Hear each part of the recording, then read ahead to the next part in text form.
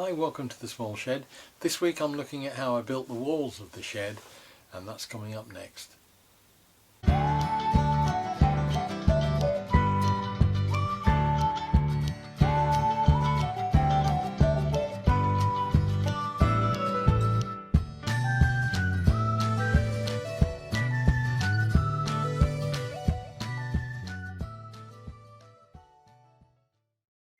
So the first thing to think about with the shed is, what do you need the walls for anyway? You could work out in the back garden if you wanted to, and the answers to that are immediately obvious. You want to keep the rain out, you want to keep the wind out, and perhaps in the summer you might want to keep the heat out, and that sort of sets the parameters that what you want to use them for, and to some extent what they're made out of.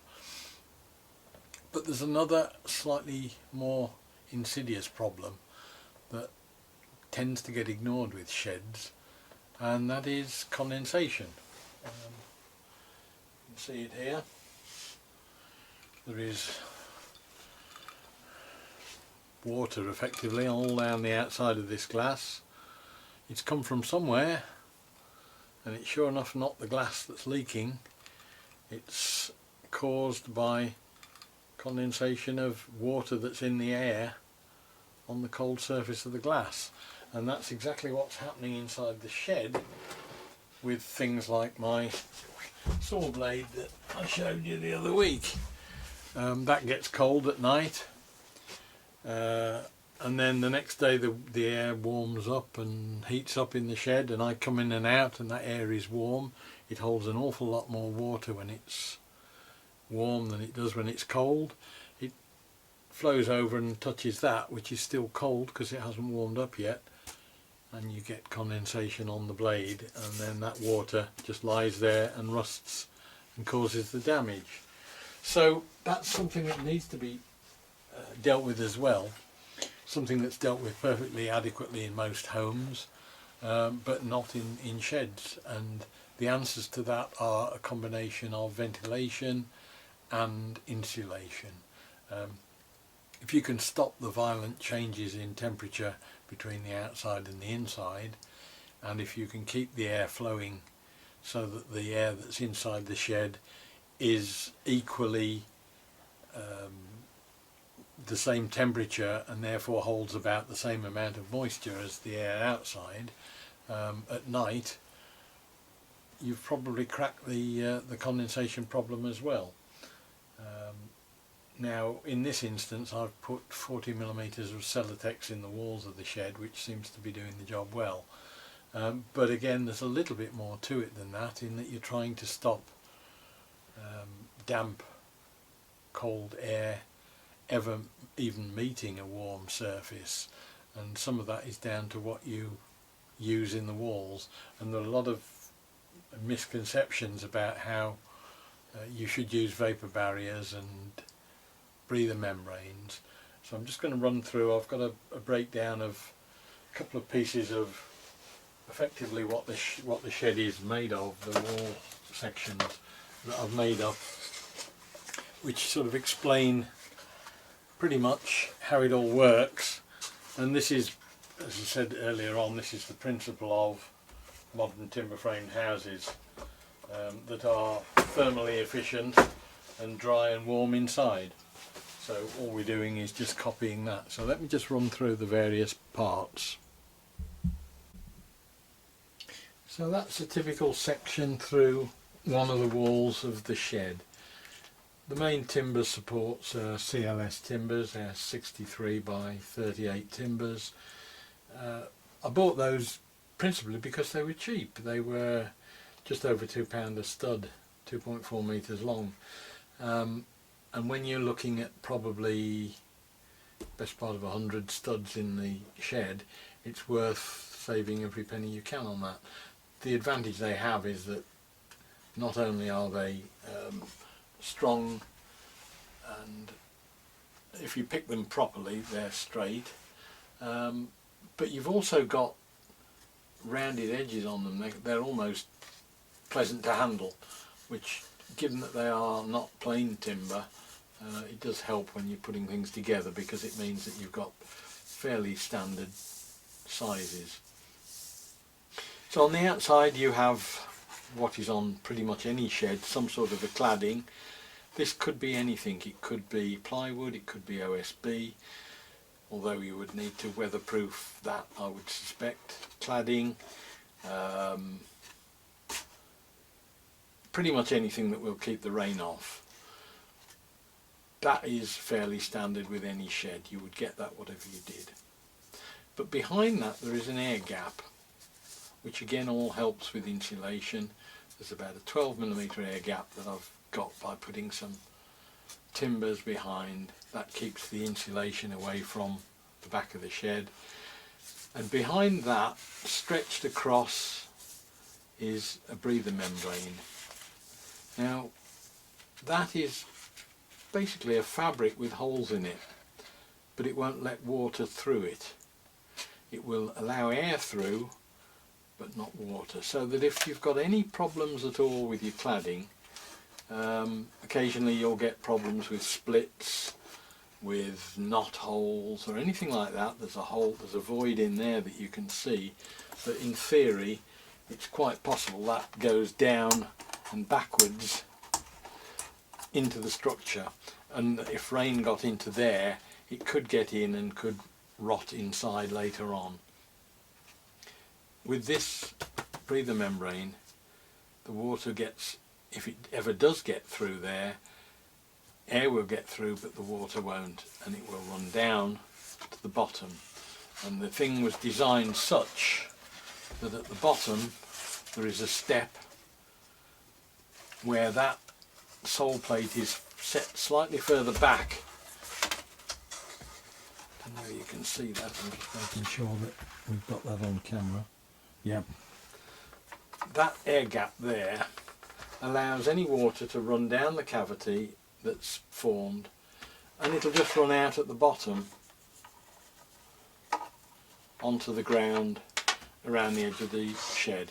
And that's the reason that bottom stud is set back about 9 or 10mm, just to allow that air, that water to go down behind there. And it also allows any air to circulate into that cavity because it's open to the air, to the atmosphere effectively, so that you've got a free movement of air in there. Perhaps I should have had some vents at the top. I didn't put any up there, but I think there's probably enough room there for air to get out, but certainly it would be an idea to put a ventilation at the top as well. But that's the principle of the breather membrane. That just allows air to get in but not water.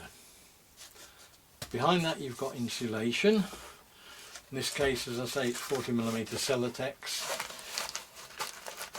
and on the back of that, this already comes with a vapour barrier which stops any liquid or anything getting through. There's no way damp air or even any air can get through there. So that hermetically seals the inside of the shed. So no air is ever going to get through there into the insulation, where it might then cool down, and if it does, it's likely to then get condensation within the insulation. It's not going to happen with Celotex, but if you're using wool or rock wool or any other sort of fibrous insulation, very often I have come across examples in my career where water has got in because air has flowed in, it's cooled down, it's condensed in the middle of the insulation, and it just makes it like soggy Weetabix, and then that just harbours all sorts of rot, mould and other problems. So you seal everything up airtight pretty much, so that there is no way that any hot damp air within the shed can get out there. It can go out through the door, it can go out through windows, it can go out through ventilators. That's not a problem. But the important thing is that it never gets into the structure, because within that structure you can't see what's going on, and if you do get a problem with rot, mould or anything like that, it's far too late when you discover it, because it's only when it's apparent on the surface, when a stud's rotted away or collapsed or something like that, that you know there's ever been a problem. And in the meantime, with things like mould spores, you could be suffering all sorts of problems with your health. So that's the reason for the vapour barrier, and that's perhaps the most important bit, to keep the condensation out of the insulation. And then I've just got on top of that, I think I did belt and braces. In addition to this, I actually put a polythene sheet over the whole of the inside of the shed as well, between the studs, but that was certainly overkill. And then I've put plasterboard on. You could have used plywood, MDF, anything else you would want to clad the inside of a wall with. OSB is cheap, and as it happened, that was the reason for the step back as well, in that that gave me something to sit the plasterboard or plywood on as a base when I was doing the walls. And it meant that although the panels were 1.85 or 1.82 high, you'd only got a 1.8mm plasterboard down to there, and the rest of it was stud underneath it, and then the skirting would cover that up. You put a skirting board on afterwards and you cover that joint up. So that's the wall construction to keep out the condensation. Now the corners, this all sat on my foundation timber's a 4x4, that's a 3x3 actually, but my foundation is basically built of 4x4 timber. This sits on it like that and is then bolted down through there, so that there's a little bit of a gap underneath, which is the foundation timber all the way around the edge. That was wrapped in polythene as well, so that there's no way any water was going to get in. But again, it allows this water to drip down and out into the outside world. At the corners, I basically took the cladding and just wrapped it on the end panels. The cladding oversailed by about 4 inches the stud. In this instance, let me just undo that stud and you can see what's going on. All of the panels are bolted together. They're all bolted together with stainless steel bolts, threaded inserts into the studs themselves, and they were all drilled with a jig that made everybody's panels, everything the same size, which meant that in theory any panel could be bolted to another panel as long as it wasn't a corner one, which again is useful in that if I ever want to extend or move the shed, it will only be the plasterboard that suffers. So that was a panel with a corner on it. It's been outside for a while because I started to build this long ago. Those are the panels as they stand that go on the corners, and these are the corner posts, which are again B&Q fence posts, 3-inch square, nice and substantial. They sit on the foundation, and all that happens is that your wall panel comes along and just cloaks that like that on both sides, so that you've got a solid joint. They bolt in and that keeps it all nice and tidy. So that's basically how the walls were put together. I've got some pictures as well that you'll see as I'm talking that show pretty much how it all went.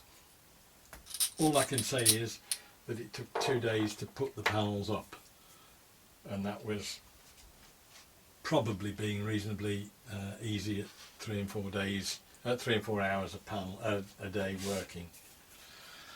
So you can see there's a lot of overkill there in the design, but what it does mean is that if ever I want to take this shed down and move it or extend it or alter it in any way, it's pretty straightforward, and the only thing that will be a casualty of that will be the plasterboard, which I think, as I said, was £45 worth of plasterboard for the whole of the inside, because the inside bolts are likely to be there for a lot longer than I am, because they're stainless steel, they're kept in the dry anyway, I hope, and so it all will just unbolt, take a piece out, put a new piece in. The old shed did me for probably 10 years and was suffering.